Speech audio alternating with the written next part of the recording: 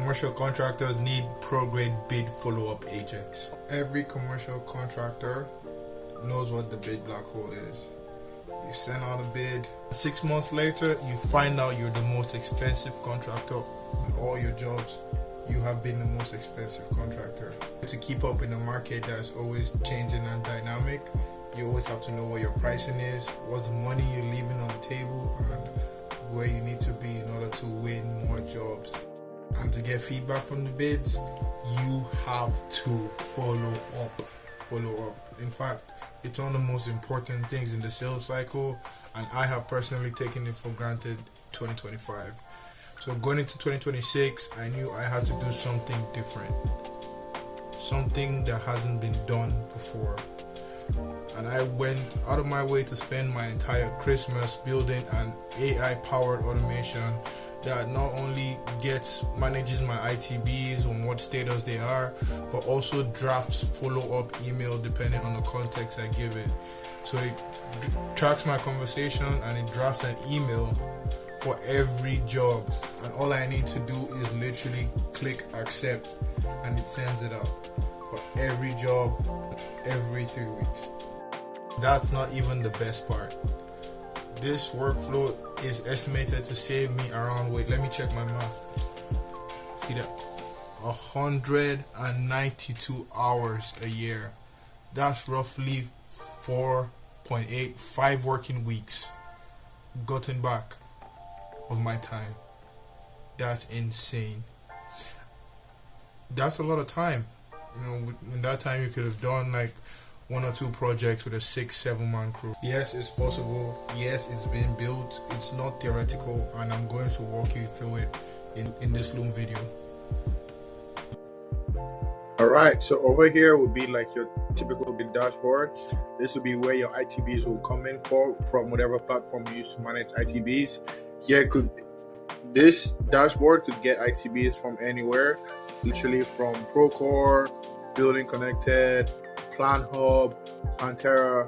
As a subcontractor, whatever platform that your GCs use to put your bid together for you and send them to you, or either whatever platform you're currently using now, this spreadsheet can hook up to them, and it can also be a focal point of gathering and tracking ITBs. Here you can see this project name for each project, location, scope of work. Here it has acoustical because this is my bread and butter right now. The status submitted, whatever status or milestones you use to track, ITBs, the due date of these ITBs, the team managers, and the contract value of each ITBs. The contract value would be automatically imported from whatever platform you use to gather and track ITBs. It could be Plan Hub, Pantera, or any of those major softwares that you use to track ITBs. This shit automatically hooks up to those ITBs and gets that information for you from that platform. It tracks your last follow-up, next follow-up. If you need to write a follow-up, it tracks out here the status of the follow-up sent, award date, and these are just tracking information that custom tailored to your platform. This is custom tailored to Building Connected, so it has the IDs, it has the list of Building Connected, and this is just the general contractor. It's code status. That's what this is code status. For dollar go aboard, just myself, my personal email here for testing, and the phone number. Real quick on this dashboard before we move forward, let me just show you an example of what happens. Let's say now this will happen at 11:59 at night. You're probably gonna be asleep in bed, but whenever this date passes or it comes to pass, let's say today, this is when the next follow-up should be. This is going to hit true. So what happens in the back end is that the system recognizes that it needs a draft follow-up, and it's going to go in the back end and start drafting a follow-up for you via an automation. This automation reaches out to the artificial intelligence vendor, the AI vendors, and it drafts you a follow-up email based on the conversation you've had with this general contractor, the point of contact with this general contractor, and it would put it for you as a pending approval. So just give it a moment. It's polling every minute. It polls every minute. So probably a minute or two. Then the AI has to get the context and actually write up the email for you.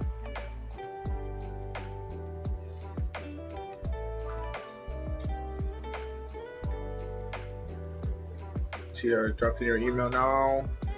Now it's ready for you to approve. So we're just gonna come up here to the pending approvals tab. Right here, now it's not top, but you can see right here just now this was stamp bid 1. That's what we worked in. This is the draft email by the AI. This is your subject for the email. This is the body right here. And this is the created date, which is today. It tells you, hey, this is just something simple. This is something better than what I typed in myself. Sample bid 1, quick check-in. Hi, Dalo. I know you're juggling multiple projects. One is briefly checking on sample bid 1 and cruise proposal. We submitted back in December. As co-starters move forward. Look, back in December, as you can see there, it takes everything into account. This one we submitted it. Yep, bid due December. That's perfect. You can see it already. It follows up, take everything into account. As co-starters move forward, and co-starters is the general contractor. So how does the general contractor move forward with any decision on the tip? Is there anything else you need from us to move things along? Alright, so this is a perfect email. This is literally better than what most people would, put together. We struggle writing emails. This doesn't work. I know people struggle, and this is literally better than what most people put together. But if you look at it, you're reading, and you're not happy with it, there are two things you can do. You can edit it in here, right here. You can literally just edit it. Let's just edit the sample here. Quick check-in /update. You can edit it, or you can send it in for revision. So you can just say, oh, I don't like this. This is really bad. And let's say you don't want to deal with typing anything up, because they should just hit needs revision. And behind the scenes, the AI will pick this up and it will revise it for you. So if you give it a second.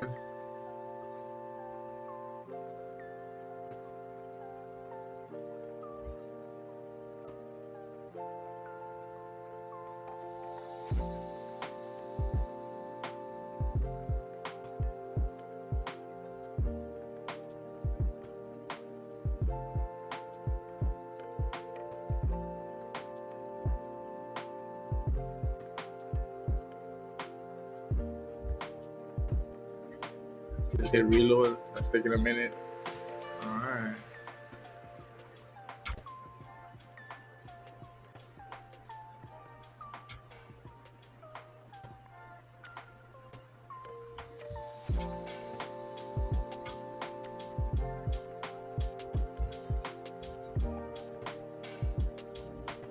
It took a minute, but this will happen sometimes. When you want to get it right, this will happen sometimes. You can see here that the subject has changed.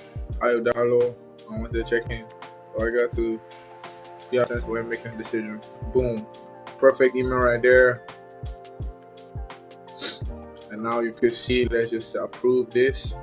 What happens when you approve it is now the agent will take this part of the conversation and move it to your conversation log. This conversation log is what the agent uses, when drafting future follow-ups to make sure that it has all the context it needs from the general contractor or the client. This conversation log here, you can see it says inbound and outbound.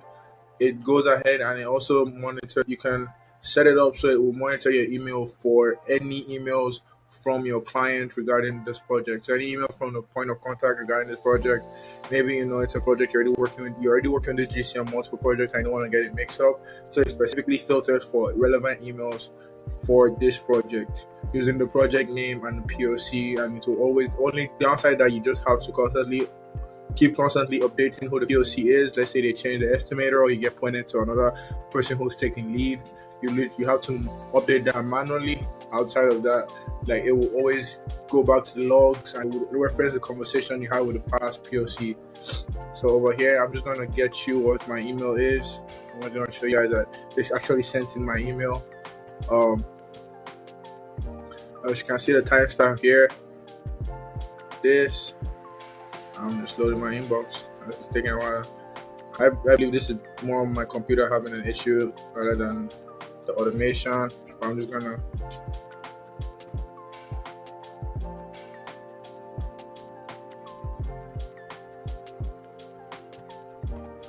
drop this in here for you guys. As you can see, this is a screenshot from my email. Look at that. Sample bid 1 timeline update. This was sent 7:44, 1 minute ago, while approved. this right here, 744.28. So yes, it's a pretty comprehensive system. As you can look back here now, the dashboard has updated itself. This has sent it through. It automatically adds, okay, it targets that if we are going to need the next follow-up, it automatically targets you to like, okay, 3 weeks from now. And the best part is that on the AI part, when it gets the email response, let's say you send a response and they say, oh, check back with it at the end of next week, then we're gonna have something. That's when the owner has set the dates to pick the winner. We're gonna have something for you. Then the AI behind it will read the sentiment of that email, and instead of adding 3 weeks, it would add 1 week to the next follow-up date. Basically in real time, just giving you an adjustment, so you never have to come back here and touch this. The AI will do it for you, read the email and update the date according to what the owner is. And it would also give you what you call a sentiment analysis. So right here, we don't do sentiment analysis for what we send out, because that would be wasteful. But basically, we do sentiment analysis for emails that come in. Right here, since it's a test email, we don't have any sentiment analysis here. This was a bad test email right here. But basically, all the emails that come in regarding this project, or even if, sorry, this was a good test email, my fault. Even if you send an email from your actual email and not from this CRM, it will get that email and add it to the conversation log, meaning, and it would do a sentiment analysis on that email you sent. So it makes sure it's up to date. Next time you want to use it in confirmation, next time it wants to draft another email, it would account for the email you sent and the sentiment analysis. And the sentiment analysis is for you to go back and say, all right, you read the sentiment analysis of the summary right here.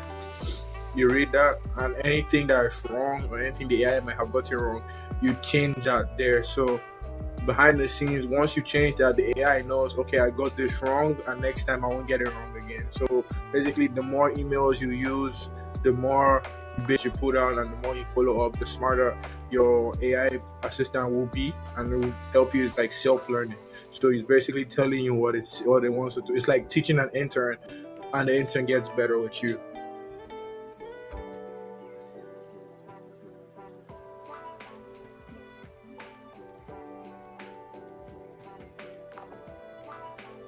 So this part would be for the people who are interested in the technology behind the automations.